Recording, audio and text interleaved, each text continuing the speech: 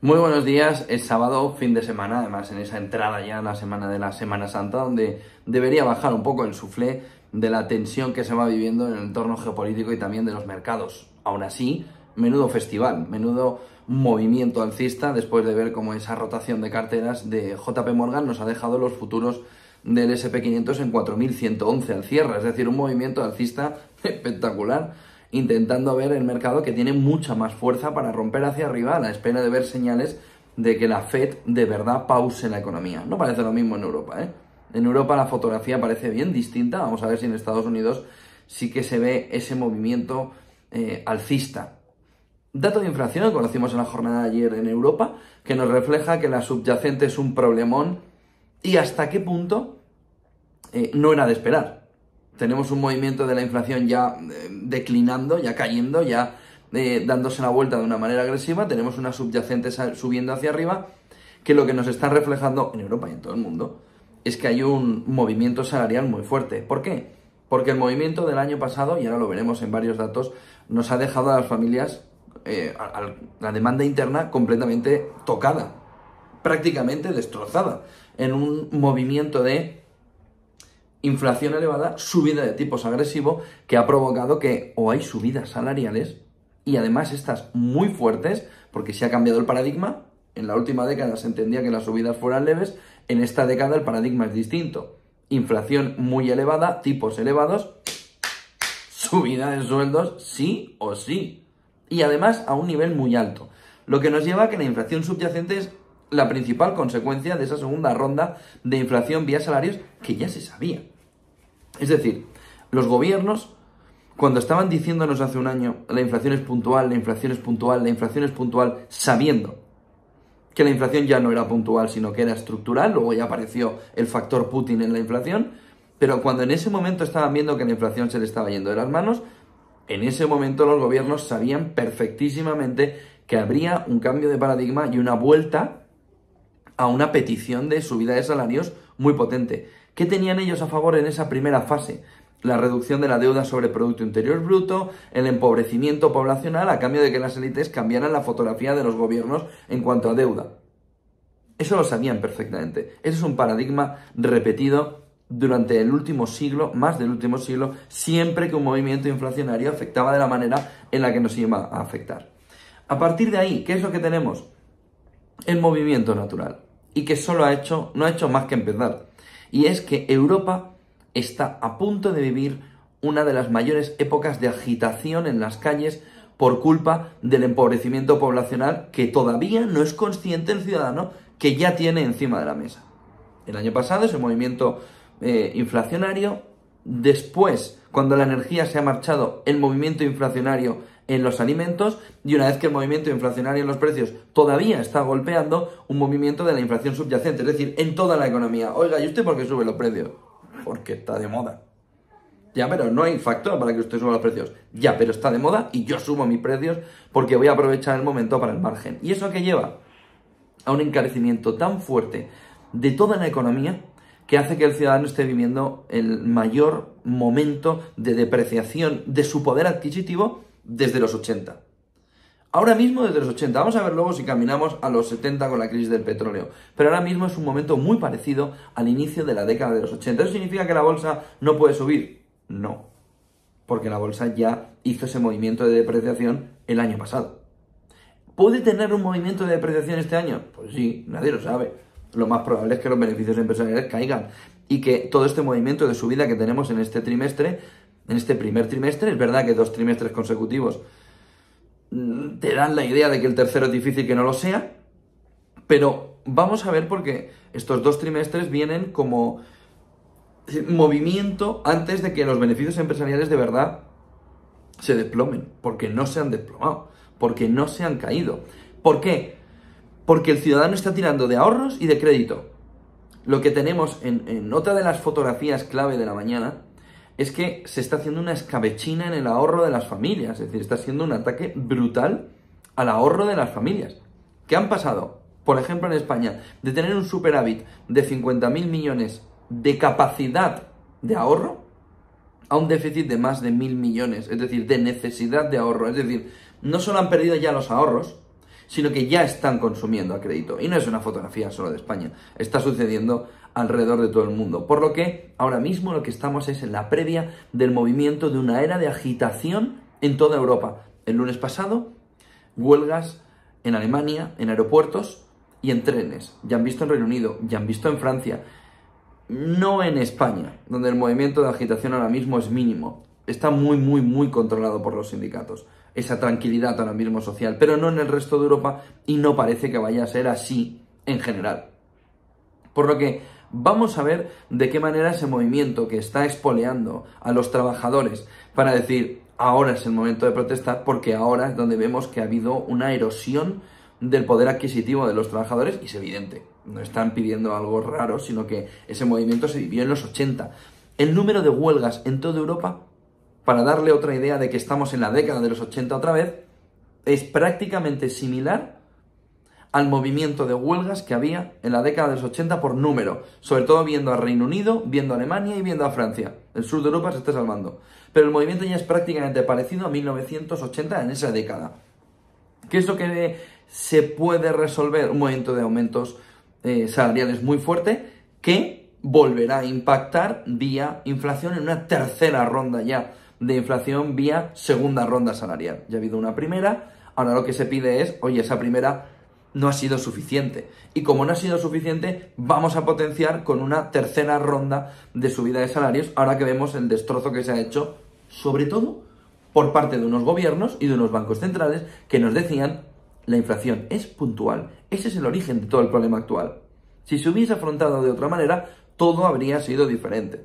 Pero ese mensaje de la inflación es puntual cambió el poder de decisión económica de las familias.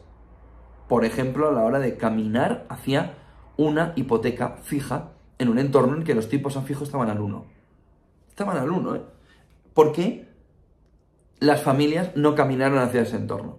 No caminaron hacia ese entorno porque el mensaje era erróneo por parte de los bancos centrales y de los gobiernos. Le dijeron al ciudadano, tenga tranquilidad, si esto es algo puntual. ¿Hasta qué punto parte de la responsabilidad de lo que nos está sucediendo ahora la tienen ellos?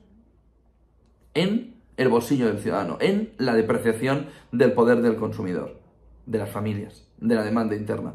El martes todo parece indicar, dice Financial Times, que Donald Trump ha decidido entregarse y decirle al fiscal que es no culpable y que por tanto no tenga que poner en un brete a Ron DeSantis, que dijo ayer que detrás de todo esto estaba George Soros y que por tanto no iba a entregar a Donald Trump. Todo parece indicar esta mañana de sábado que Donald Trump sí va a ir a Manhattan, va a testificar y va a decir que no es culpable.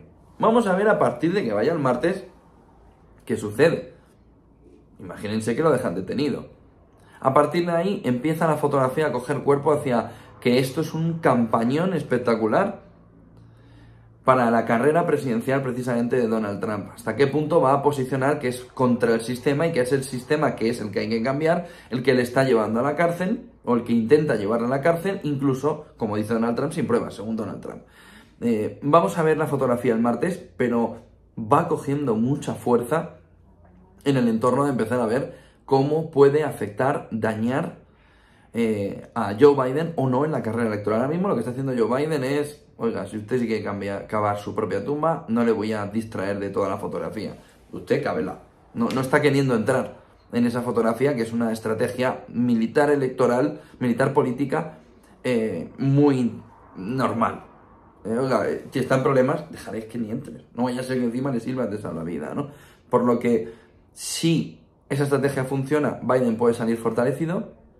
Si esa estrategia no funciona, Biden va a salir perjudicado porque Donald Trump va a salir muy reforzado de todo este intento de llevarle a prisión. El otro punto fundamental es lo que ayer hizo Rusia en una comparecencia ante el Consejo de Seguridad de Rusia, de Vladimir Putin.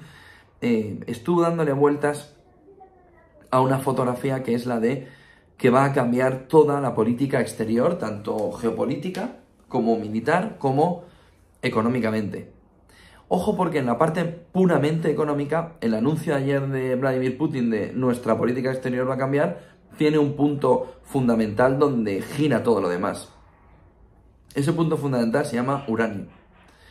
hasta qué punto gran parte de la transición energética se puede o no hacer con el uranio ruso. No están ninguna sanciones, ¿eh? No se han ocurrido meterle en las sanciones todavía, igual que el GNL está teniendo muchísimos problemas para controlar, precisamente porque se ha tenido mucho cuidado en vamos a ver cómo lo podemos sancionar sin sancionar, vamos, lo mismo que el tope al petróleo ruso, pero el uranio es que directamente no ha aparecido en nada. ¿Por qué? Porque forma parte fundamental de toda la fotografía de transición energética a través de la energía nuclear limpia que quiere poner en marcha en ese Green Deal Estados Unidos, Europa por su parte, Marruecos, Turquía, es decir, que son muchos actores los que dicen, no, cuidado por aquí, que aquí tenemos un problema. ¿Qué es lo que ha hecho Rusia? Efecto boomerang. Oiga, ya no es que usted me lo sancione o no, es que estoy analizando toda la fotografía para los países que estáis en contra mía, ha dicho Rusia, y vamos a ver militar, qué podemos hacer militarmente, qué podemos hacer geopolíticamente, en qué lugares estamos con ustedes o en qué lugares ya no queremos estar, pero sobre todo económicamente. Y en ese económicamente, como les decía, el uranio juega un papel fundamental, el gas juega un papel fundamental, y sobre todo la fotografía de que sí, un bloque tiene semiconductores, oiga, yo soy Occidente, tengo semiconductores, tengo tecnología, tengo el gran proceso de buscar una modernización de la economía de una manera muy potente con el salto cuántico. Ya, pero estos de aquí al lado tienen tu transformación energética a través de paneles solares y eólica, China, y tienen toda la energía actual, no la futura, no el proceso de transformación energética. Es decir, un bloque juega con la tecnología, el otro bloque juega claramente con la energía necesaria también para esa tecnología. Ese es el paradigma que nos está cambiando. No es solo inflacionario en el corto plazo, ese quizás es inflacionario a muy largo plazo. Es que igual estamos en un túnel en el que la desglobalización va a afectar a los ciudadanos de una manera mucho más agresiva de la que nos pensábamos, porque cada bloque tiene algo que es estrictamente necesario para la evolución del otro. ¿Cómo evolucionan las placas solares de China, que tiene el 90% del mercado? ¿Cómo? Si no tiene semiconductores. Bueno, ya, pero ahora mismo tiene las placas. Entonces, ¿quién va a hacer las placas entonces? ¿Fabricantes europeos? ¿Alemania se va a hacer plaquitas, se va a poner a hacer plaquitas ahora solares? Esa es un poco la fotografía que se nos va marcando y sobre todo la energía. Usted necesita el uranio, usted compra el uranio ruso. Si usted le corta el uranio ruso, ¿de dónde lo saca? No es tan fácil encontrar las alternativas como se ha tenido con el petróleo, donde tienen los dos bloques un actor fundamental, Rusia, Estados Unidos, pero en el uranio y en la transformación energética con las placas solares, ¿dónde buscas la alternativa? No, habrá socios europeos. ¿Quién? Para coger el 90% del mercado y segarlo, ¿no?, en la mitad.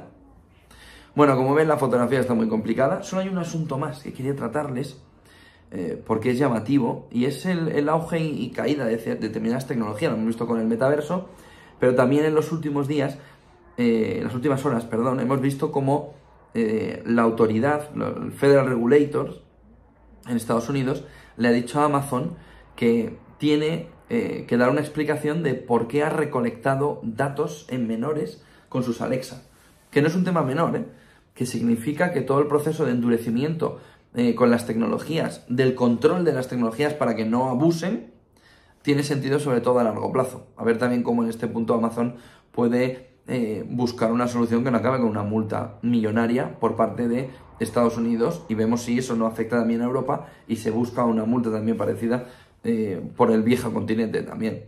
Con esa fotografía nos despedimos hoy, vamos a ver, me despido hoy, vamos a ver cómo va avanzando el fin de semana, que parece que empieza a perder sobre todo fuerza en el sentido económico bursátil, con un mercado mucho más calmado y con mucho tiempo todavía por delante para ver a los bancos centrales, que lo veremos en mayo.